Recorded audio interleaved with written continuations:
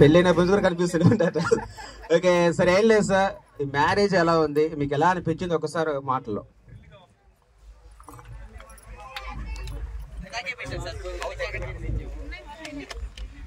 నాకు ఇప్పుడు 72 సంవత్సరాలు. మరొక మా అద్భుతమైనటువంటి వివాహ మహోత్సవాన్ని మరొకసారి మీ అందరి సమక్షంలో గుర్తు చేసినందుకు మీ అందరికీ కూడా, ప్రతి ఒక్కరికి చిన్న పెద్ద అందరికీ కూడా నా హృదయపూర్వక ధన్యవాదాలు. మరి టీముకు కూడా నా హృదయపూర్వక ధన్యవాదాలు. ఇదొక సర్ప్రైజింగ్ ఎంటర్టైన్మెంట్. మరి ఇటువంటిది లక్షలు ఇచ్చి కొనుక్కున్న మనకి ఎక్కడ జరగదు. మ్యారేజ్ చేయాలంటే ఇప్పుడు మాటల అన్ని లక్షల మీద కోట్ల మీద జరుగుతుంది. అటువంటిది అంగు ఆర్పాటం లేకుండా మనస్ఫూర్తిగా హృదయపూర్వకంగా మీ అందరి సమక్షంలో మరలా మా ఇద్దరి యొక్క ఆత్మీయతను కలిపి వివాహ బంధాన్ని మరింత బలపరుస్తూ మీరు మమ్మల్ని ఆనందపరిచినందుకు మీ ప్రతి ఒక్కరికి కూడా ధన్యవాదాలు. మీరు కూడా ఇది చూసి ఒక ఆనందంగా భావిస్తారని చూస్తున్నాను. మనం సినిమాల్లో చూస్తూ ఉంటాం అనేక పెళ్ళిళ్ళు, అవన్నీ బొమ్మల మీద కనిపిస్తాయి.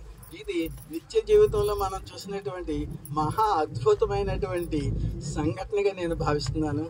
ఏవో ప్రపంచంలో ఎన్నో అద్భుతాలు ఉన్నాయి అంటారు, అన్ని కన్నా ఇవన్నీ మనం చూడలేదు, చేయలేదు. కానీ ప్రత్యక్షంగా ఇక్కడ మన వెంకీ గారు ఏర్పాటు చేసినటువంటి ఈ కార్యక్రమాన్ని నేను హృదయపూర్వకంగా ఆస్వాదించాను, చాలా సంతోషిస్తున్నాను. మరి ఇది ఆయనకి ఏమిచ్చినా రుణం తీర్చుకోలేను. పిలవకుండానే మీరు అందరూ వచ్చి మమ్మల్ని ఆశీర్వదించారు. ఇది మహా అద్భుతము. మరి దీన్ని కూడా నేను మాటలతో వర్ణించలేను. ప్రతి మనిషికి వ్యక్తిగతంగా వచ్చి చెప్పలేను. మీరందరూ కూడా చూసి మా వివాహాన్ని ఇంత అద్భుతంగా తీర్చిదిద్దినందుకు మీ అందరికీ ప్రతి ఒక్కరికి కూడా హృదయపూర్వక ధన్యవాదాలు తెలియజేస్తూ, భగవంతుడు మీ అందరికీ కూడా సంపూర్ణ ఆయుర ఆరోగ్య ఐశ్వర్యాలు కలగజేయాలని ముక్కోటి దేవతలను కోరుకుంటున్నాను. Thank you to all. ఇంకేమైనా లోటుపాటుకి ఏమైనా మాట్లాడితే మాత్రం మళ్ళించండి. ఇది మానవ సహజం, తప్పులు చేయడం మానవుడికి సహజం. మరి మనసులో ఉన్న మాటను మాత్రం నేను చెప్పాను, అన్యతగా భావించకండి. ఎవరైనా సరే మనం అంతా ఒక బంధువర్గంగా ఈ రోజు కలవడం, అందులోకి ఇది ప్రత్యేకమైనటువంటి రోజు. కార్తీక పౌర్ణమి అంటే చాలా మహా అద్భుతమైనటువంటి రోజు.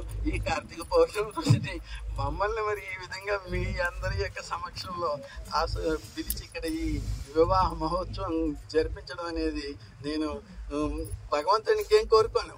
అసలు ఇలా జరిగితే అసలు మనసులోనే నాకు ఆలోచన రాలేదు.